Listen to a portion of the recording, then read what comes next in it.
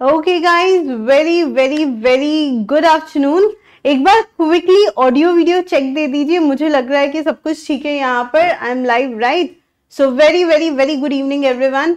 And आज का session, इसमें हम लोग कुछ बहुत ही इंटरेस्टिंग और इम्पोर्टेंट करने वाले हैं। कल मैंने आप लोगों को बेसिक्स बताया था कि लॉ कैसे बनता है, how does it came into existence, और फिर एग्जिस्टेंस में आने के बाद वो कौन सी अथॉरिटी होती है जो लॉ को एनफोर्स करती है। ठीक है, सारी इन्फोर्सिंग अथॉरिटी के बारे में तो मैंने कल ही बता दिया था। तो आज हम क्या करने वाले हैं, we are going a step ahead. Okay, अगर मैं बात करूं chapter number 1, that is Indian regulatory framework.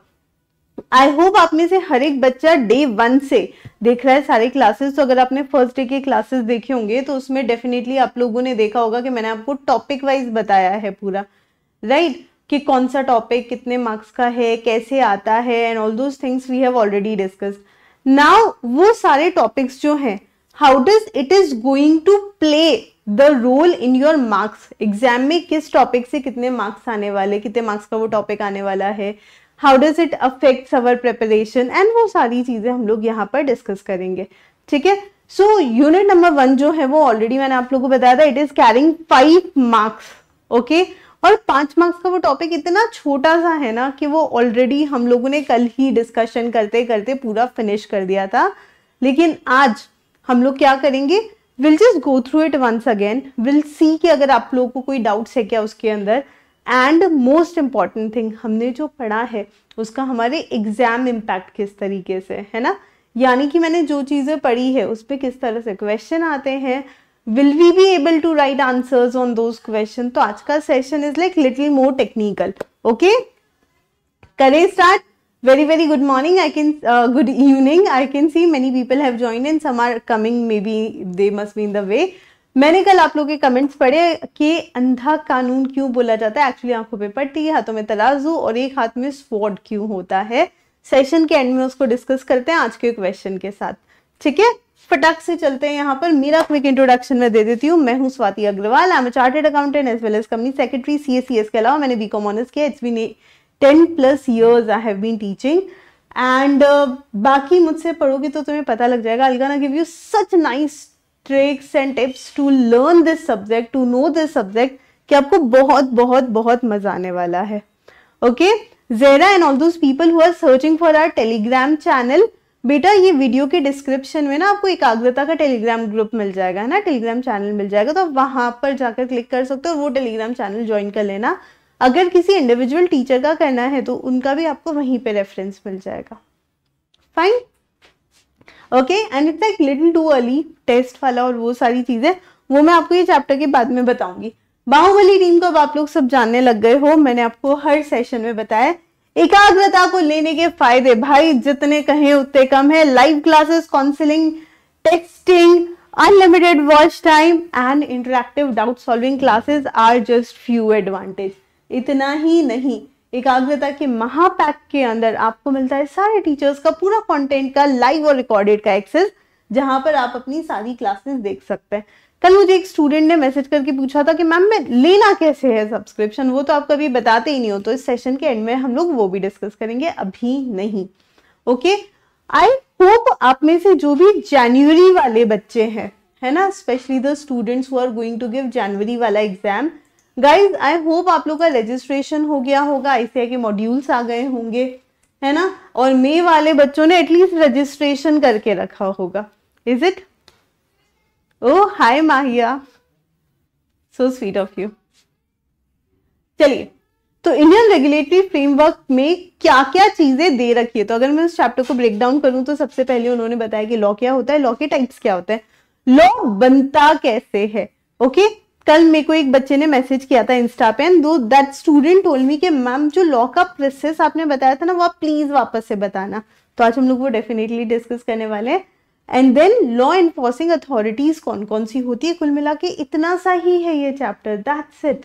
And that too it carries 5 marks. कैसे क्वेश्चन आते हैं वो आज डिस्कस करेंगे। तो सबसे पहले a quick revision, what is law. So simple भाषा में, law is like a light in the dark room, जो इग्नोरेंस को और इनजस्टिस को खत्म करती है। लेकिन proper definition, law is a set of obligation and duties imposed by government for seeking welfare and providing justice to society. तो welfare और जस्टिस के लिए है। India legal framework reflect social, political, economic and cultural aspect. ये सब चीजें यहां पर आपको मिलेगी with vast and diversified way में। Okay, apart from that law के सोर्सेस क्या क्या है, कहां से कानून बनता है? तो कानून बनता है constitution, statute, state assembly, president, judicial decision and custom. Simple सी चीज है ना, कोई भी नया कानून बनेगा कब? जब उसकी जरूरत होगी। कानून की जरूरत किससे पता चलती है? कोई लीगल डिसीजन से, कुछ कस्टम से, कुछ यूसेजेस से। कानून बनाता कौन है? पार्लियामेंट। ये है हमारा नया पार्लियामेंट जो अभी अभी शो केस हुआ था, and you all can see like how beautiful it is. तो ऐसी जगह बैठ के सोचो हमारे मिनिस्टर्स को काम करने में भी कितना मजा आता होगा, राइट? अब ये काफी सारी थ्योरी है, लेकिन हम लोग काम की बात करते हैं। कितने तरह के लॉ होते हैं? 4 तरह के। पहला कल ही डिस्कस किया था हमने, और यार कोशिश करो चैट में तुम लोग आंसर्स लिखो फटाफट, ज्यादा मजा आएगा। कौन कौन से टाइप के लॉ होते हैं? सबसे पहला होता है क्रिमिनल लॉ। क्रिमिनल लॉ जी, लड़ना, झगड़ना, murder, rape, fraud, cheating, assault, सब इसमें कवर होता है। सिविल लॉज, अगर ब्रीच ऑफ कॉन्ट्रैक्ट हो रहा है, गुड्स का डिलीवरी टाइम पे नहीं दे रहे हो, गुड्स का डिलीवरी के लिए प्रॉमिस करके आपने प्रॉमिस नहीं पूरा किया, ये सब सिविल लॉज के अंदर आता है। Like it's all about business apart from fraud. Next common laws, that is to stand by something which is decided. सही या गलत से मुझे मतलब नहीं है, लेकिन क्योंकि ये चीज डिसाइडेड है, अकाउंटिंग स्टैंडर्ड कहता है भैया ये लाइबिलिटी है, ये एसेट है, तो वही करना है मुझे, है ना? अगर रोड के लेफ्ट साइड में चलाने का रूल है हमारे देश में, तो हम लेफ्ट में ही चलाएंगे। To stand by what is decided, हमने जो डिसाइड किया हम उसको फॉलो करेंगे। And last but not the least, principle of natural justice. No one should be made जज ऑफ देयर ओन कॉज। मेरे से अगर कुछ हुआ है, I can not be the जज, right? I am no one to decide things. तो कई बार रिटन लॉ से बियॉन्ड कुछ चीजें होती है। किसी का खून करना पनिशेबल ऑफेंस है, खुद को बचाने के लिए किसी को मारा तो रिटन लॉ से अलग हुआ था, फिर जाके लॉ में एडिशन हुए, समझ रहे हो? तो there are things which are beyond what is written. हमारे घर में रूल है कि रात को 10 बजे के बाद बाहर नहीं रह सकते, लेकिन जब मैं सीए बनी, मैं यूएस शिफ्ट में काम कर रही थी, मुझे ऑफिस में काम करते करते 11 बज जाता था। तो अब इसमें अब क्या कर सकते हैं? कुछ नहीं कर सकते। There are things which are beyond written law, समझ गए? नेक्स्ट, आपने बोला, मैंने किया, मेरा बोला हुआ वैसे आप लोग कर नहीं रहे हो ना, मेरे को टैग्स नहीं आते इंस्टाग्राम पे। एनीवेज लीगल प्रोसेस समझ लो, ध्यान से सुनना। तो सबसे पहले एक बिल है ना हमारे मिस्टर बिल, तो ये जो मिस्टर बिल है इनको प्रपोज किया जाता है हाउस पे। कौन सा house? Lok Sabha, the first house. Lok Sabha में उस पर डिस्कशन होता है, डिबेट होता है।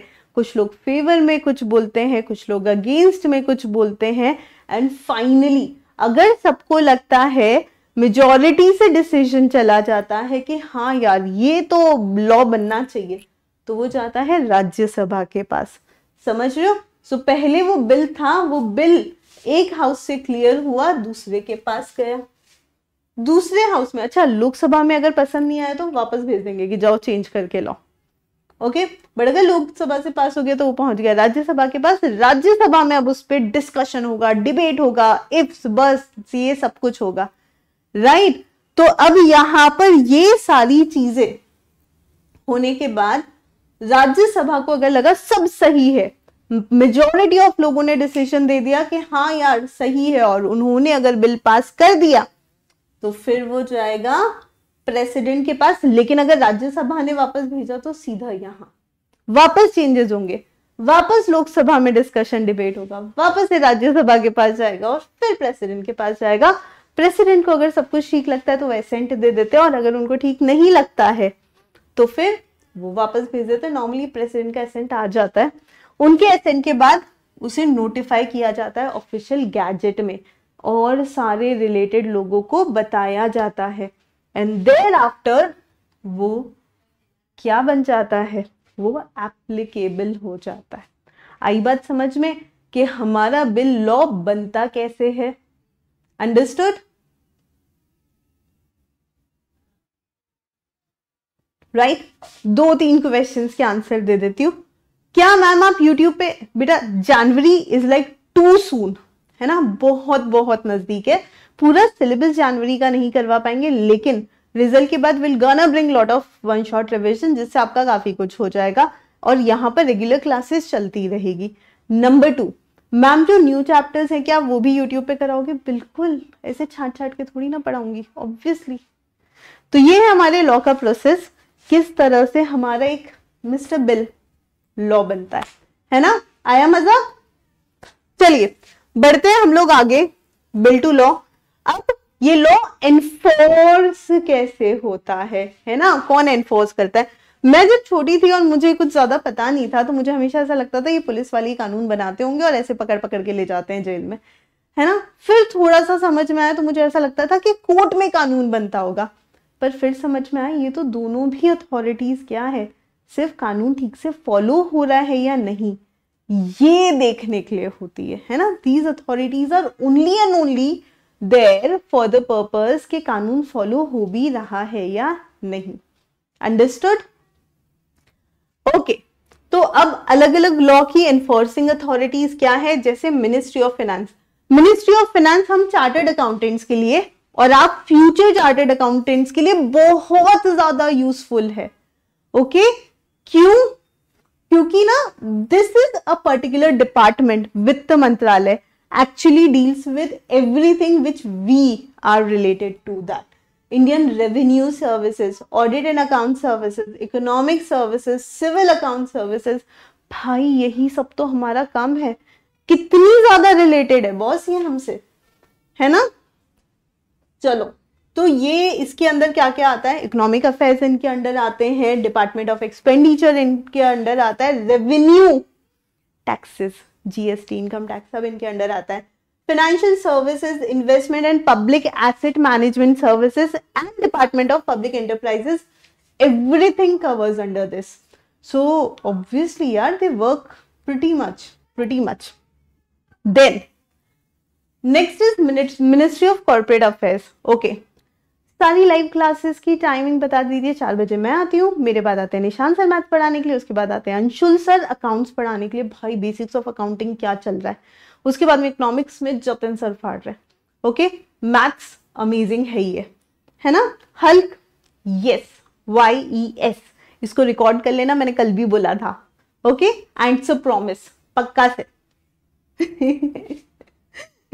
हाँ जी, 4 बजे ही रहेगी क्लासेस, बिल्कुल चिंता मत करो। So coming back to this ministry of corporate affairs. Ministry of corporate affairs के अंदर बहुत सारी चीजें आती है, स्पेशली ये कंपनीज को और LLPs को कंट्रोल करता है। इतना ही नहीं, department of insolvency and bankruptcy code इसके अंडर आता है, and this like the latest edition. जितने भी ऑफिसर्स हैं जो रन करते हैं, they are all civil servants, और ये सिविल सर्वेंट्स अपॉइंट कब होते हैं? जब वो UPSC क्लियर करके आते हैं। Okay, so DGCOA, that is director general of corporate affairs, जो है वो एपेक्स बॉडी है, यानी द टॉप मोस्ट अथॉरिटी है यहाँ पर। गृह मंत्रालय यानी कि होम मिनिस्ट्री, ये सुनते ही ना ऐसे अमित शाह जी सामने आ जाता है, मतलब सीरियसली ऐसा लगता है कि मोटा भाई। तो ये क्या करते हैं? ये सबसे ज्यादा काम करते हैं। इनके अंडर बॉर्डर मैनेजमेंट है, इंटरनल सिक्योरिटी है, होम मिनिस्ट्री ऑफ होम है, देन जम्मू कश्मीर लद्दाख का अफेयर्स है पूरा इनके under, official language, department of states, यानी ऑल इन ऑल।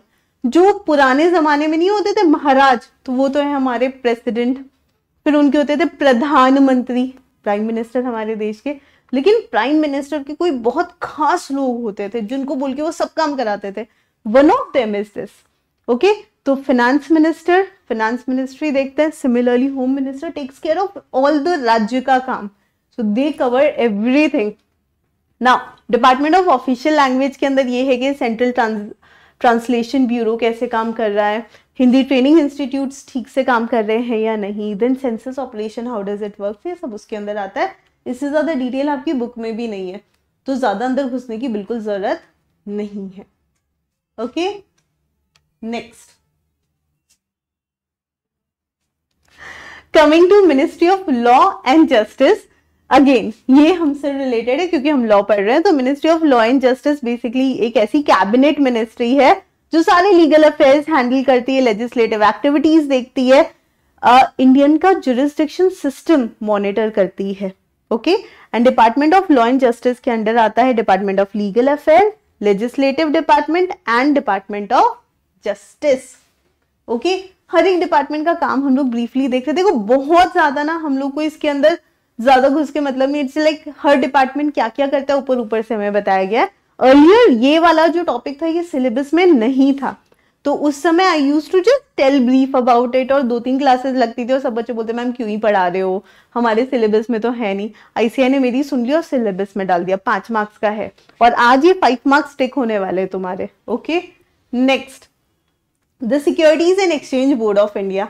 ये एक ऐसी रेगुलेटरी बॉडी है जो सिक्योरिटी और कमोडिटी मार्केट को भी हैंडल करती है, और हमारे security means stock market, share market, commodity market means everything, gold, silver, petroleum, grains, जो हम लोग दालें खाते हैं, सब कुछ इसके अंदर कवर हो गया। तो दोनों मार्केट को ये कवर करता है, एंड फाइनेंस मिनिस्ट्री के अंडर आता है। 12 अप्रैल 1988 को ये आया था एग्जिस्टेंस में, और 1992 में इसको मेजर पावर दिए थे। मतलब इसके होने के बाद इसको बहुत समय मिल गया इसका अधिकार मिलने में। Okay, next, insolvency and bankruptcy board of India. नया नया एडिशन है, क्योंकि कहीं ना कहीं कहते हैं ना साल दर साल डेवलपमेंट दर डेवलपमेंट, पता है क्या होता रहता है, जितना ज्यादा डेवलपमेंट होता है नई नई चीजें आती है। हमारे यहाँ पर इकोनॉमी जिस स्पीड से ग्रो कर रही है उसके अंदर एक बहुत बड़ा चैलेंज आया कि लोगों ने पैसा इन्वेस्ट किया, और जहां पर इन्वेस्ट किया वहां लोग इंसॉल्वेंट हो गए। वो जो इंसॉल्वेंट हुए वो तो पता नहीं कौन कौन से देशों में जाकर बहुत कंफर्टेबल लाइफ जी रहे हैं, लेकिन बाकी के लोगों के हाल बेहाल हो गए।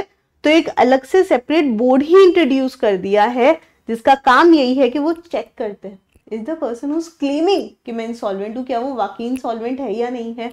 इंसॉल्वेंसी किस तरीके से, तो इंडिविजुअल हो या कंपनीज हो या एलएलपी हो, सबका इंसॉल्वेंसी चेक करने का काम इनका है। ओके, ये एनसीएलटी के केसेस भी हैंडल करते हैं ट्रिब्यूनल, एनसीएलटी और डेट रिकवरी ट्रिब्यूनल, ये 2 ट्रिब्यूनल्स है, ये यहाँ पर सारे ट्रायल्स लेती है इंसॉल्वेंसी और बैंक्रप्सी के। सो अगर मैं बात करूँ इंडिविजुअल और partnership, date recovery tribunal, LLP और कंपनी के एनसीएलटी में चल जाते हैं। नेक्स्ट, हमारे इंडिया का जुडिशियल सिस्टम कैसा है। सो सबसे छोटा कोर्ट होता है उसको बोलते हैं मेट्रोपॉलिटन कोर्ट्स, छोटे छोटे कोर्ट्स है ना। फिर उससे ऊपर हम जाते हैं तो डिस्ट्रिक्ट कोर्ट, फिर आता है द हाई कोर्ट जो हर स्टेट में एक होता है, और फिर हमारे देश का इकलौता court that is supreme court. So जो बहुत बड़े लेवल के केसेस होते हैं वो सुप्रीम कोर्ट में जाते हैं। लेवल्स और ये सारी चीजें इसके अंदर नहीं है। ओके, नेक्स्ट, हल बहुत अच्छा क्वेश्चन है, लेकिन ये क्वेश्चन आपको किससे पूछना है, इकोनॉमिक्स की क्लास में, इकोनॉमिक्स के टीचर से। ओके चलिए आगे बढ़ते हैं। अब हम आते हैं उस सेगमेंट पे जो बहुत ज्यादा इंपॉर्टेंट है। सबसे पहले मुझे चैट में तुम लोग रिप्लाई करके बताओ, क्या तुमने ये सुना है कि लॉ में बहुत डिफिकल्ट और बहुत लेंदी पेपर आता है। जल्दी जल्दी आंसर दो।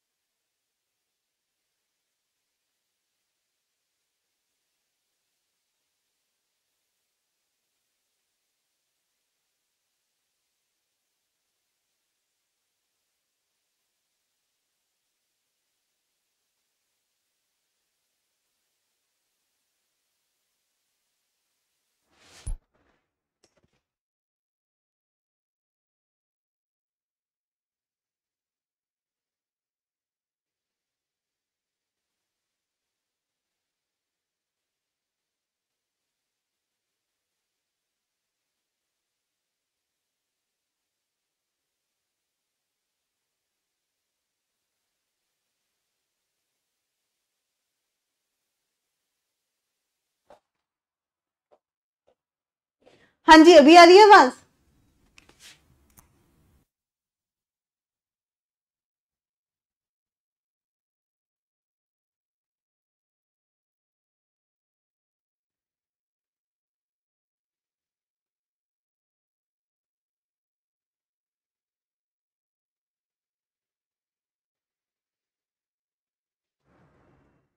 Is voice okay?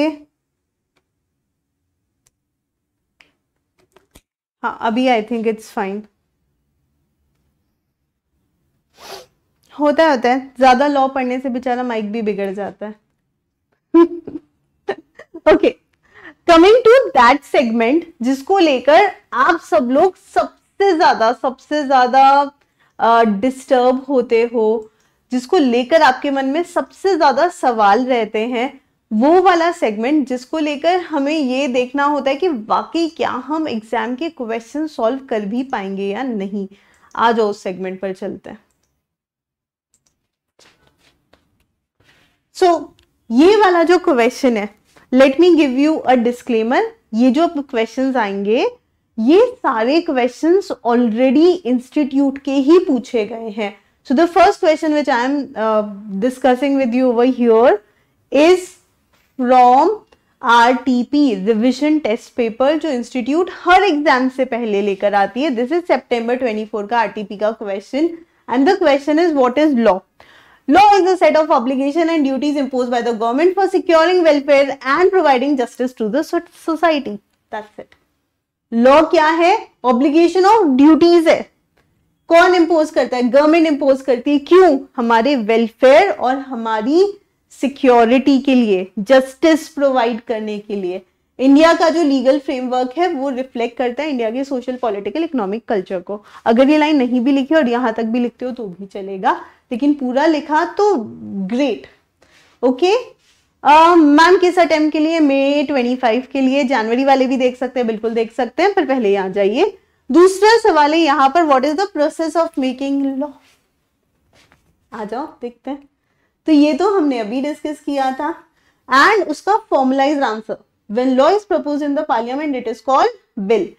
पहले वो डिस्कशन और डिबेट होता है और फिर लोकसभा में पास होता है, फिर उसके बाद में वो राज्यसभा में जाता है, फिर उसके बाद में हम प्रेसिडेंट से उसका असेंट लेते हैं और फाइनली गवर्नमेंट के ऑफिशियल गैजेट में उसको नोटिफाई किया जाता है और फिर हमारे मिस्टर बिल बन जाते हैं मिस्टर लॉ।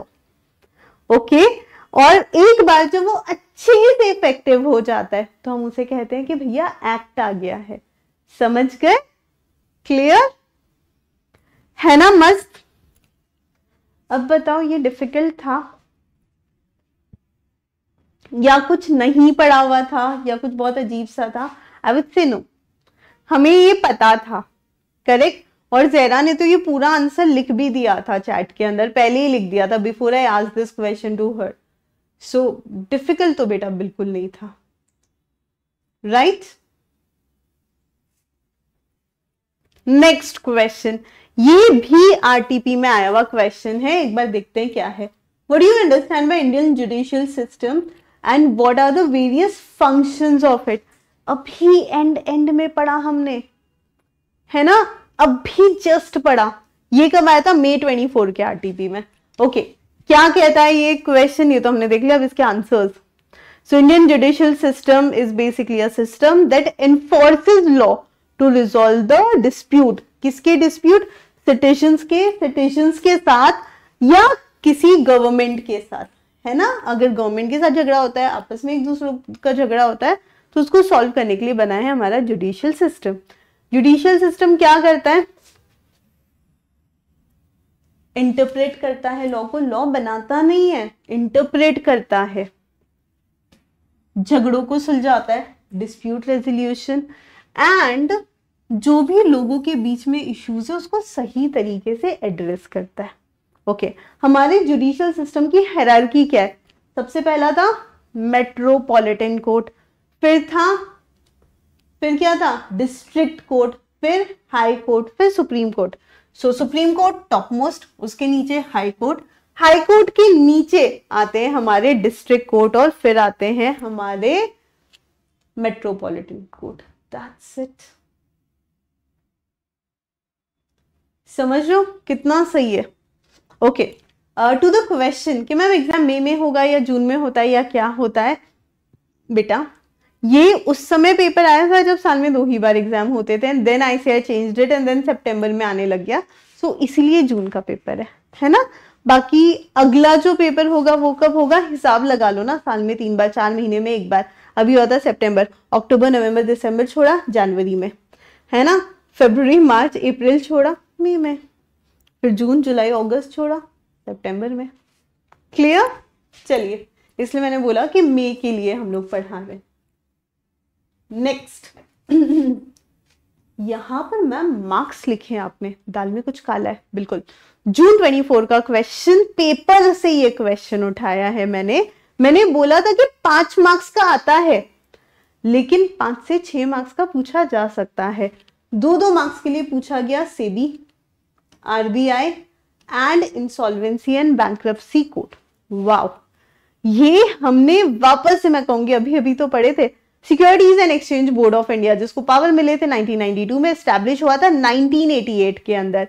लेकिन ये करता क्या है, ये रेगुलेट करता है कमोडिटी मार्केट और स्टॉक मार्केट को, और देखता है कि वहां पे ट्रांजैक्शन स्मूथली हो सके। करेक्ट, यही पढ़ा था। Similarly reserve bank of India, the apex bank, the end, the father and mother of all the banks in India. So this is a authority जिसके पास राइट है करेंसी मिंट करने का भी, करेंसी को प्रिंट करने का भी, और ये जो है ये टोटल बैंक के क्रेडिट्स को, है ना, बैंकिंग सिस्टम को रेगुलेट करता है। Similarly insolvency and bankruptcy board of India 2016 में इसका इनकॉर्पोरेशन हुआ था, और ये देखता है कि इंडिविजुअल्स, पार्टनरशिप फॉर्म, LLP हो या कंपनी हो, इनमें सॉल्वेंसी चेक करने का काम है, इंसॉल्वेंसी एड्रेस करने का काम है। लेकिन ये जो पूरी प्रोसेस है, इस पूरी प्रोसेस के अंदर यहां पर हमें क्या चेक करना है, यहां पर हमें ये चेक करना है कि ये डिसीजंस कहां पर आएंगे। तो इसके डिसीजंस आते हैं, number 1 date recovery tribunal, number 2 NCLT national company law tribunal. Company LLP के केसेस उधर जाते हैं, बाकी के केसेस इधर जाते हैं। ओके, डिस्कस कर लिया। ICAR के आंसर भी देख लेते हैं। Securities and exchange board of India regulatory body है, सिक्योरिटीज और कमोडिटी मार्केट को मैनेज करती है। 1988 में इनकॉर्पोरेट हुई थी, 1992 में इसको पावर्स मिले थे। अगर मैम पूरी डेट्स नहीं याद है, ईयर्स याद है, चलेगा, बिल्कुल चलेगा। डेट्स याद ही नहीं है तो कोई बात नहीं, है ना, कोई दिक्कत नहीं है। बाकी दोनों चीजें लिख दोगे चलेगा। ये लिख दोगे फॉर्म बाय गवर्नमेंट, डन, काम हो गया। Next, reserve bank of India the central bank and regulatory authority. Then इसकी ओनरशिप के अंडर मिनिस्ट्री ऑफ फाइनेंस, ये मिनिस्ट्री ऑफ फाइनेंस और गवर्नमेंट ऑफ इंडिया के ओनरशिप के अंडर रहता है। इसका काम क्या है कि हमारा जो रुपी है उसको कंट्रोल करे, इशू करे और मेंटेन करे, एंड ये मैनेज करता है पूरे पेमेंट सिस्टम को। एक और इंटरेस्टिंग चीज बताती हूँ, there are countries, take example of like Indonesia, वहां पर अगर आपको एक पेन खरीदने जाना होता है ना, तो वहां पे ऐसे इतना बंडल भर के नोट्स ले जाने पड़ते। There are certain South African countries जहां पर लिटरली जो ट्रॉली होती है ना जिसमें हम सामान लाते हैं, उतना बटन लाने के लिए, क्योंकि वहां इन्फ्लेशन इतना बढ़ गया है। तो अगर मनी को कंट्रोल नहीं किया जाए तो अननेसेसरी प्राइसेस बूस्ट होगी। I don't know, you guys sit with your grandparents some time और उनकी कहानियां सुनते हो या नहीं तो कभी बैठना और सुनना और उनसे पूछना आपके टाइम में आप घर कितने में चला लेते थे, तो आपको ऐसा फिगर मिलेगा ना कि you'll be shock. Like my दादी यूज्ड टू से कि हमारे टाइम पे एक पैसा चलता था, है ना, देन शी यूज्ड टू से कि अरे 100 रुपए में तो हमारा पता नहीं कितनी चीजें निकल जाती थी। So see the time have changed. जो उस समय का 100 रुपए था, अभी हम लोग शायद 10,000 रुपए में भी उतना वो चीजें नहीं ला सकते, and that is how the inflation works. तो हल्क बोल रहे हैं Kenya, I am not sure, है ना, I just get back with the name कल के सेशन में। इनफैक्ट तुम्हारा होमवर्क मिल गया आज मुझे। ओके रुक जाओ, तुम्हारा होमवर्क ये है कि तुम्हें ये फाइंड आउट करना है, ऑल्दो इकोनॉमिक्स का क्वेश्चन है पर मुझे पता है फाइंड आउट करने में तुम्हें बहुत मजा आएगा। पहला मतलब एक ही क्वेश्चन है जिसके 2 पार्ट्स है। द फर्स्ट पार्ट सेज दुनिया की कौन सी ऐसी कंट्री जिसमें हाईएस्ट इन्फ्लेशन है और उसका इंडियन करेंसी से कन्वर्जन रेट क्या है। ठीक है, ये चीज पता करना, कमेंट में मुझे जवाब देना। खैर आ जाओ यहाँ पे वापस। तो reserve bank of India central bank है, it is under the ownership of ministry of finance, government of India, and it also manages country's main payment system. हमारे यहाँ पर जो भी इकोनॉमिक डेवलपमेंट है, पेमेंट सिस्टम है, उसको यही तो मैनेज करते हैं। नेक्स्ट, भारतीय रिजर्व बैंक नोट मुद्रा इनके अंडर आती है। तो दो जगह करेंसी प्रिंट होती है, एक तो देवास में है ना, इंदौर के बहुत नजदीक है, and the other is Nashik. तो वेस्ट इंडिया और सेंट्रल इंडिया के लिए दो जगह ये प्रिंटिंग प्रेस है। Next, actually money printing press है।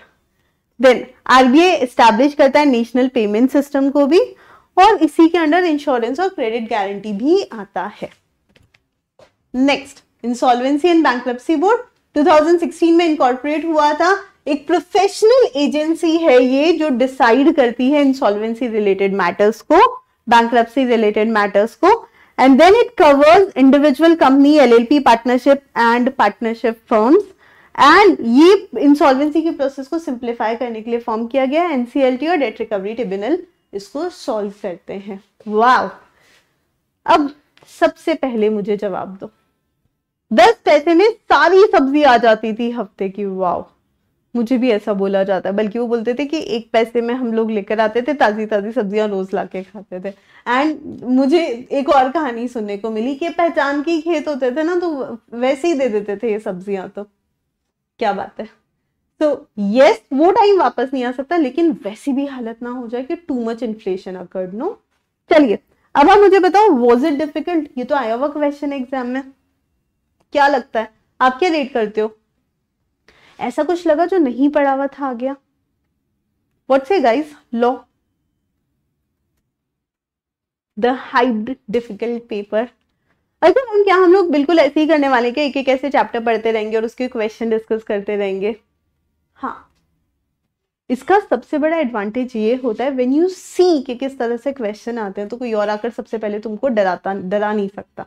डराएंगे, बहुत बोलेंगे, लेकिन आप नहीं डरोगे, number 1। Number 2, the advantage of this question answer thing, I keep on hearing from the students कि मैम ना कॉन्फिडेंस नहीं आ रहा है सब्जेक्ट में। आज तीसरा क्लास है लॉ का। पहले दिन तो मैंने सिर्फ ये बताया था लॉ क्यों पढ़ना चाहिए, और 2 दिन से मैं आप लोग को थोड़ा सा टेक्निकल पढ़ा रही हूँ, और दूसरे ही दिन मैंने आपको क्वेश्चंस दिखा दिए जो एग्जाम में आए हैं। क्या ये आपके लिए मोटिवेटिंग और शांतिदायक चीज है कि अरे यार मतलब मजा आ गया? 6 मार्क्स का एक टॉपिक हमने खत्म कर दिया, पर इसके लिए तुम्हें एक प्लेज लेना है। क्या है हमारा प्लेज? कि जो चीजें बोली जाएगी, जो चीजें बताई जाएगी, वो आप रेगुलरली फॉलो करोगे। और आज आप लोग को पहला सीरियस होमवर्क दे रही हूं मैं, जो आपको इस पूरे वीक में खत्म करना है टिल संडे, है ना। आपका जो आईसीआई मॉड्यूल है उसमें ये वाला चैप्टर अगेन जो मैंने पढ़ा है उसमें सब कुछ कवर हो गया है, उसमें ये वाला चैप्टर है एंड बहुत कम पेजेस का है। आप बस इस वीकेंड तक, है ना, उसे खत्म कर लेना। Okay, right. दूसरा प्रॉब्लम जो बच्चों को आता है, जो जहरा ने भी यहाँ पे मेंशन किया है कि मैम मुझे ना लॉ तो इजी लगता है, लेकिन मुझे लगता है कि मुझे ना लिखने में प्रॉब्लम आएगी, मेरा स्पीड स्लो होगा। अभी हमने स्टार्ट किया है, तीसरा लेक्चर है। अगर आपको लॉ के टेक्निकल वर्ड समझ में आ गए, जैसे हम कहते हैं लीगल वर्ड समझ में आ गए हैं, क्वेश्चंस देख के कॉन्फिडेंस आ रहा है, तो बाद में जब राइटिंग सेशंस होंगे तो आपकी स्पीड पे हम लोग काम करेंगे, आपके आंसर राइटिंग स्किल्स पे हम लोग काम करेंगे। बट वो चीज अभी करना is too early. Okay, lecture number 3, lecture number 30, right. जब हमारे इंडियन कॉन्ट्रैक्ट एक्ट के कुछ सब्सटैंशियल यूनिट्स हो जाएंगे, and then I will begin with your writing वाला पोर्शन। क्लास में बकायदा हम क्वेश्चन लेंगे, टाइमर सेट करेंगे, कितनी देर में आंसर लिखना चाहिए और उतनी देर में आंसर लिखेंगे। The first 3 writing sessions would be without timer, because तब तो मुझे सिखाना है ना आंसर कैसे लिखते हैं। And the 4th session onwards timer के साथ धपाधप लिखेंगे, उस स्पीड पे पहुंचेंगे कि यार कौन सी बड़ी बात है 100 मार्क्स का। अगर तुम 100 मार्क्स का पेपर बना सकते हो तो हम 3 घंटे में उसको सॉल्व कर सकते हैं। Just that we need the right technique, trust me. There are students जिन्होंने 95 मार्क्स का पेपर किया और 5 मार्क्स का छूटा नहीं है, छोड़ा है उन्होंने अपनी मर्जी से कि यार ठीक है ये वाला आंसर नहीं लिखेंगे, ओके नहीं आता दूसरा बेहतर लिख लेते हैं।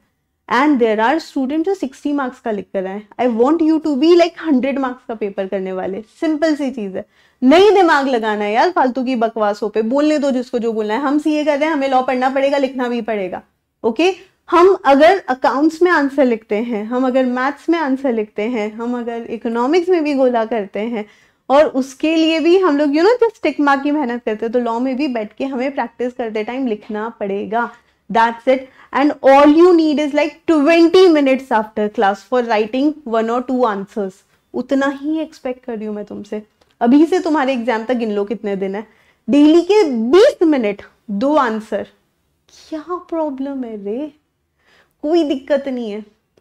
आप सोचो जो अभी जनवरी भी देने वाला है उसकी भी 90 दिन पड़े हुए हैं। 10 दिन माइनस कर देती हूँ, दिवाली है, ये है, वो है। 80 डेज में रोज के सिर्फ 2 आंसर लिखते हो ना, तो भी 160 आंसर्स लिख लोगे।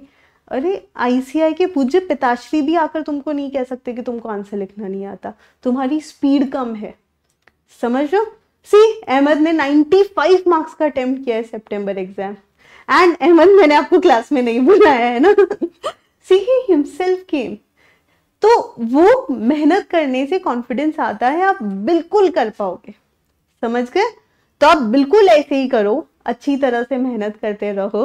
और मैं तो यही हूँ राजवीर, आपको पढ़ना है, मतलब मैं ऐसे ही पढ़ाऊंगी नहीं, आप अगर ऐसे ही पढ़ोगे, जो मैंने कहा वो फॉलो करोगे, 100 नहीं 500% you guys will gonna crack the exam. Law में कोई तुम्हारा हाथ नहीं पकड़ सकता कि तुम पास ना हो। Okay trust me, it is really really really difficult कि लॉ में कोई बच्चा फेल हो जाए। इट जस्ट दैट जितना पहले दिन तुम सीरियस हो, जितना तुम अभी वरिड हो, एंड तक उतने वरिड रहना और उतनी मेहनत करना। बिल्कुल देवा, ये ना एक बहुत कॉमन क्वेश्चन है सब लोगों का कि क्या हम ओन लैंग्वेज में लिख सकते हैं, लेकिन आंसर इज यस, लेकिन अर्थ का अनर्थ ना हो। ओके मैं लिखना चाहती हूं कि this is the regulatory body, और मैंने लिख दिया this is the apex body who create insolvency law. यहां मैं गलत हो गई। रेगुलेटर अलग होता है, क्रिएटर अलग होता है। अंडरस्टूड? ओन लैंग्वेज यूज करो, लीगल वर्ड्स को साथ में लेते हुए। When you will start writing answers, when you will start checking your answers, आपको पता है मैं कब सुधरी थी? जब मैंने खुद ने 2-3 मॉक टेस्ट पेपर सॉल्व किए थे और मैंने ना उसको खुद से चेक किया। क्या होता है जब टीचर्स चेक करके देते हैं और मार्क्स कम देते हैं ना, तो हम बड़े डिफेंसिव हो जाते हैं। हाँ मैम तो जान पूछ के मार्क्स काटती है, पक्का घर में झगड़ के आई होगी, पूरा गुस्सा मेरे पेपर पे निकाल दिया। लेकिन जब मैंने खुद अपने पेपर चेक किया ना, and when I match the answer and I felt like she, मैंने कितना गंदा लिखा है, मैं खुद को मार्क्स नहीं दे पा रही हूँ। आईसीआई कैसे देगा? क्यों ही देगा यार, वो रिश्तेदार थोड़ी बैठे हैं। समझ रहे हो? तो the most important thing is कि एक चीज, अच्छा एक और इंटरेस्टिंग चीज, उर्वशी अच्छी चीज याद दिला दी, इंग्लिश ध्यान से सुनना। आप अगर हिंदी मीडियम ऑप्ट करते हैं तो आप हिंदी में आंसर लिख सकते हो, लेकिन टेक्निकल लीगल वर्ड्स आप इंग्लिश में भी लिख सकते हो। यानी हिंदी मीडियम वाला बच्चा हिंदी इंग्लिश मिक्स करके लिख सकता है, इंग्लिश नहीं लिख सकता है। ये भी ध्यान रखना, आप व्हाट्सएप वाली लैंग्वेज लिख रहे हो वो नहीं। ओके शुद्ध हिंदी शुद्ध इंग्लिश ऐसा मिक्स चलता है। लेकिन if you are a English medium student you need to answer paper in English only. अब कोई कहेगा मैम हिंदी मीडियम वालों को तो फायदा है, बेटा उतनी हिंदी में लिखकर बता दो स्पीड से, है ना, वो अलग ही चैलेंज है। सो ऑल इन ऑल यहां पर कुल मिला के बात ये आती है, हमें हमारी ओन लैंग्वेज यूज करनी है विद द करेक्ट मीनिंग, है ना। लाइक मिसअंडरस्टैंडिंग, क्या मतलब होता है इसका? हम कहेंगे गलत फहमी। कोई कहेगा अरे नहीं, मिस अंडर नीचे, स्टैंडिंग खड़ी है। अब कुछ भी है यार, ये तो बकवास है ना। बट लोग ऐसे पीजेस मारते हैं आंसर में भी ओन लैंग्वेज में। कभी कभी वो लैंग्वेज पढ़ो बाल नोचने का मन करता है, बस वो मत करना। इससे तो बेटर है आईसीआई वाली लैंग्वेज फॉलो कर लो, इतनी बुरी भी नहीं है। Okay so I fully agree, own language में लिखो, लेकिन वो लैंग्वेज का मीनिंग यही होना चाहिए, ये ध्यान रखना, ठीक है। कितनी हंसी आ रही है तुम लोग को, मैं जेन्युइनली बहुत सीरियसली बोल रही हूँ। और भरोसा नहीं है ना, आज ही ट्राई कर लेना 2 आंसर खुद लिखकर, और ईमानदारी से खुद के लिए सॉफ्ट कॉर्नर ना रखते हुए एक ईमानदार इंसान की तरह चेक करना। सच्ची बता रही हूँ, 5 मिनट हंसोगे, 2 मिनट रोगे और फिर सोचोगे मेरा क्या होगा, and then you will think कि अभी बहुत टाइम है, मैं मेहनत कर लूंगा। Okay, so this is going to happen, it happened with me, it happens to all CA students. कोई नई बात नहीं है, बचपन से हम आंसर्स लिखते आए हैं, लेकिन ये वाली लैंग्वेज अलग है। कैसे अलग है मैं तुमको कल के लेक्चर में बताऊंगी। कल से हम स्टार्ट करने वाले हैं आपका सबसे बड़ा टॉपिक, इंडियन कॉन्ट्रैक्ट एक्ट। और आप लोगों से हाथ जोड़कर विनती है कि अगर आप सेशन में आए हैं तो अटेंडेंस लगाइए, लाइक कीजिए, है ना। सेशन को शेयर करो, मुझे टैग करो। कहाँ टैग करोगे? MCACS स्वाति पे कर सकते हो, इंस्टा, है ना। टेलीग्राम पे मुझसे कनेक्ट हो सकते हो अगर कोई दिक्कत है तो। अरे कुछ भी, डिप्रेशन का मतलब पता है तुम लोगों को? आधो को तो स्पेलिंग ही नहीं पता होगी, वैसे आपकी स्पेलिंग करेक्ट है, लेकिन कुछ भी खुद का आंसर देख के हंसी आती है, डिप्रेशन नहीं होता, ठीक है। तो ये सब तुम लोगों को करना है। And the most important thing, कल का क्वेश्चन जो एक स्टूडेंट ने पूछा था उसका जवाब दे देती हूँ कि ma'am what is the way, like how can we take the subscription. मुझे अगर सब्सक्रिप्शन लेना है तो मैं क्या करूं उसके लिए। अच्छा, ये बता देती हूँ। ओके, गूगल क्रोम आप सबके यहाँ पर होगा, यहाँ पर आप सिंपली टाइप कर दीजिएगा अड्डा की वेबसाइट, है ना। Okay, here we are. यहां पर आने के बाद आपको ढूंढना है एकाग्रता सीए, है ना। It's not just CA, it is एकाग्रता सीए। तो सिंपल यहाँ पर स्क्रॉल करोगे आपको यहाँ दिख जाएगा। सो एकाग्रता सीए में आने के बाद आप बताइए आप फाउंडेशन में या इंटरमीडिएट में। मुझे लग रहा है मेरे सारे स्टूडेंट तो फिलहाल फाउंडेशन में है, तो they can go over here, they can see whatever pack they want to take and they can just take it and start their preparation. सिर्फ 5,000 रुपए में आपको अनलिमिटेड एक्सेस मिल रहा है सारे टीचर्स का। सिमिलरली 14 to 49 के अंदर आपको विद बुक्स मिल रहा है, that is Mahapack pro, and recorded lectures का भी यहाँ पर प्रोविजन है। So it's like there lot of things that you have. ये सिर्फ एग्जाम ओरिएंटेड बैच है 5000 वाला। 4624 में यू विल गेट महापैक का एक्सेस, जहां पर सारी क्लासेस आपको मिल जाएगी, ठीक है जी। Thank you so much. These are the books. आप यहाँ पर आगे जाकर जितने भी बुक्स हैं वो भी सब कुछ देख सकते हैं। Everything is here for you guys. कुछ सब कुछ है ना, ऐसा नहीं कि कुछ भी छूटा हुआ है। तो यहाँ पर यू विल गेट एवरीथिंग। बाकी मेरे नोट्स, ये जो पीपीटी वगैरह आप देख रहे हो, सब कुछ आपको कल के सेशन में आई शेयर अ लिंक, वो लिंक पर क्लिक करके you can get my notes as well, है ना। सॉफ्ट कॉपी में आई शेयर दीज नोट्स। और कुछ चलिए, thank you so much guys. Comment करके जरूर बताइए हाईएस्ट इन्फ्लेशन कौन से देश का है एंड उसका इंडियन करेंसी से कन्वर्जन रेट क्या है। That is the first question. And second thing, I want you to also write कि क्या इन 3 सेशंस में लॉ से लव हुआ। Did you all fall in love with the law? If yes, do let me know. Okay, use the hashtag law is love, ठीक है जी। अरे हाँ, सॉरी, यस आई फॉरगॉट। आते हैं हम लोग यहाँ पर। मैंने खोल के नहीं रखा यार, आज मैं भूल गई। कल के कमेंट्स तो मैं रीड ही नहीं किए मैंने। यस, क्या बात है, मेरा ही सेशन दिख रहा है यहाँ पर। I am looking good.